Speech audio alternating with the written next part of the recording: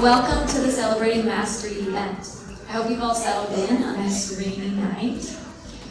So we're here tonight to celebrate and offer our support to the artists and musicians like Va, who will be performing, and for Friendly Water for the World, a nonprofit that provides clean water to families in Africa and around the world.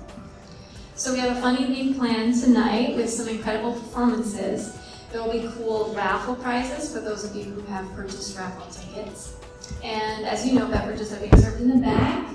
The restrooms are through this door and down the hall. And please turn off your cell phones. So at this time, I'd like to introduce to you your host for the evening. Kal Aras is an IT management professional, writer, and community organizer. He is the best-selling author of the 7 Symphony series. He has been a Toastmaster for over 10 years and has held various roles from distinguished club president to area governor. Kal is originally from Mumbai, India, and currently lives in Seattle. While he's not consulting or delivering keynotes in the areas of product management, personal leadership, and success, he leads various fundraising events for global causes such as environmental sustainability, healthcare, and world peace. He particularly enjoys fostering relationships with local artists and diverse groups within the community. Some of his favorite hobbies include meditating, doing yoga, and salsa dancing, not all at the same time. So please welcome our host for tonight, Kal Aras.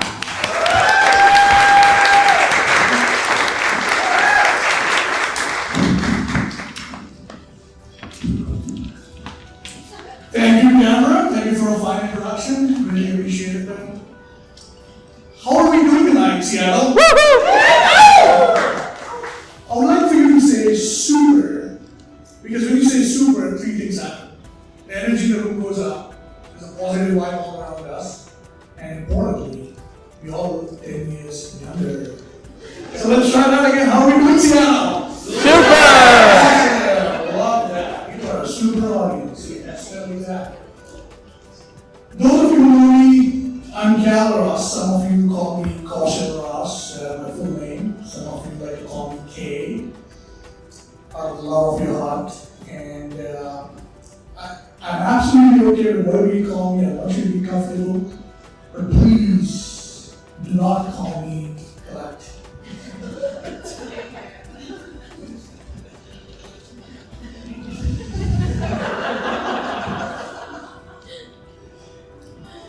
Firstly, I would like to acknowledge you and welcome you here for this evening, for your support for this 2 wonderful causes.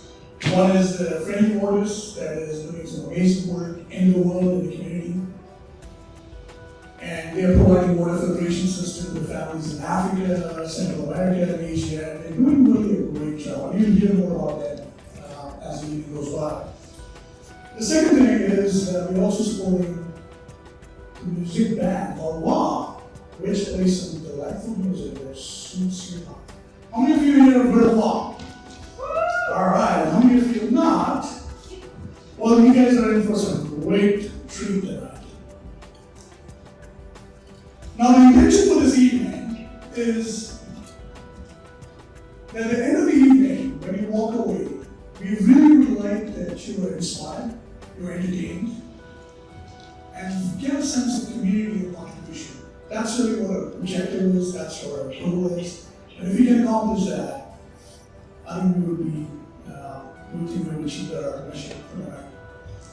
And I also want to acknowledge the fact that all of you came here from far off places, from some of you from Seattle, some of you from Olympia, some of you from outside of Washington, braving the I-5 and 405 traffic, and of course the Fremont parking too. So thank you all, because without you we wouldn't have this event. I really acknowledge you for that. Now, some of you may be wondering, why did we call this event Celebrating Mastery? That's a pretty unique combination of words, celebration and mastery. And I got a lot of questions on that. So let me share you a story. The journey began a few years ago when I made a trip to India. And I had an opportunity to go to like two specific sites.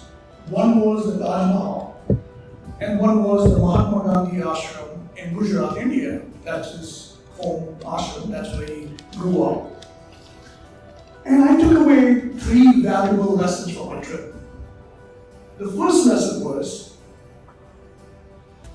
mastery is our access to a legacy. Mastery is our access to a legacy. How many of you here have been to the Taj? Anybody? If you haven't, you should definitely make a trip to the Taj, at least once in a lifetime, because it's definitely worth it. There are 3 things about the Taj we should all know. Number 1, that it was built as a monument of love by an emperor for his Begum. Begum is the queen. It's considered to be one of the 7 wonders of the world. And what's fascinating is there were 20,000 people, the best of the best craftsmen, the artisans, and the architects during that era worked for almost a decade to build that monument. And when you step into the Taj, it's purely magical. The pristine white marble, the columns, the finishing, you really experience what a masterpiece is really all about. Now, most of us may not even know the names of the people who worked on that project. But long after they're gone, we still talk about their work. And the same thing could be said about any of the other masters, like the Da Vinci's and the Picasso's and Michelangelo. So that was the lesson 1, that we may pass from this planet that someday it's not going to be our Facebook likes or the Twitter followers that people are going to remember. It's going to be what kind of work and what kind of blueprint you leave behind. And that's why I said mastery is our access to a legacy. That was lesson number 1. Lesson number 2 was mastery takes commitment. When I stepped into the ashram, Mahatma Gandhi ashram, we all know he's a fascinating individual, an extraordinary human being, single-handedly brought the entire British Empire on its knees. And what caught my attention was his own writing, where he says that I'm just an ordinary man who committed to extraordinary things. I'm just an ordinary man who committed to extraordinary things. And it doesn't matter what kind of cause you commit to, it doesn't matter what your mission is, what your craft is, if you're an artist, if you're a dancer, if you're a musician. The key is to make a commitment, making that sacrifice, making that devotion, the dedication. And that's what mastery makes commitment. There was a story about a young Hollywood comedian who approached Steve Martin and said, "How can I become the next Steve Martin?" And he said, "Be so good that they cannot ignore you. Be so good that they cannot ignore you." And finally, the third lesson was that mastery takes time.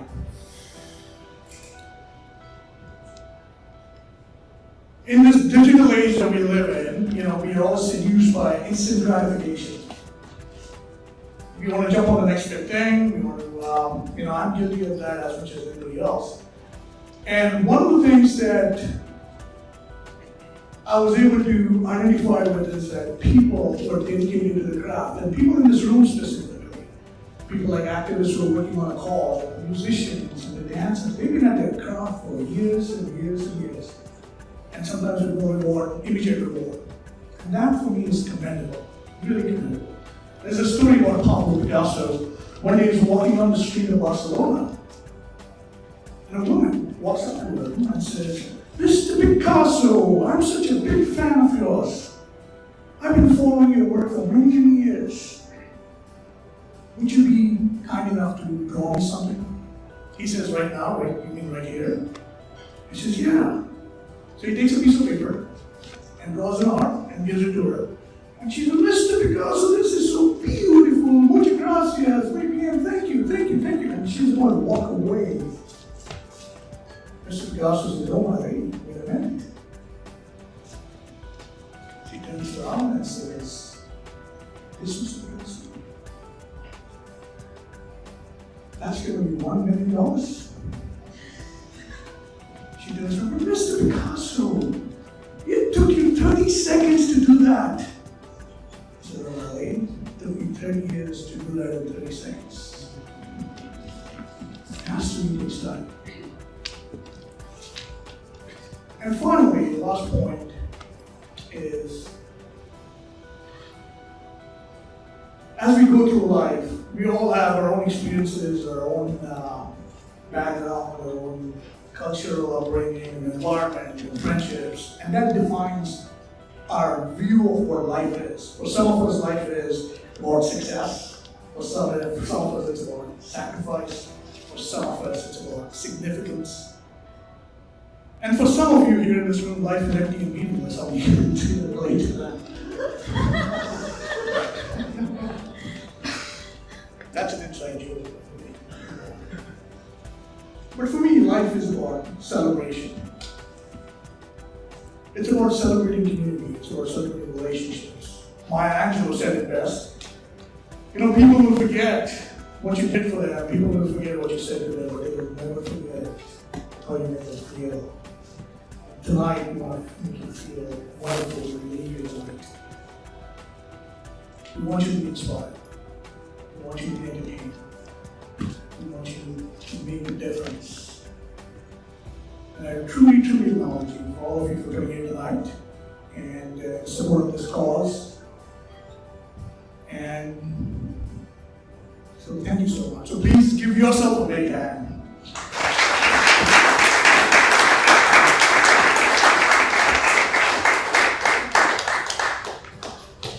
On a different note, they say that the access to the eternal is through three things: community, arts, and spirituality. And I think we're in the right place for that.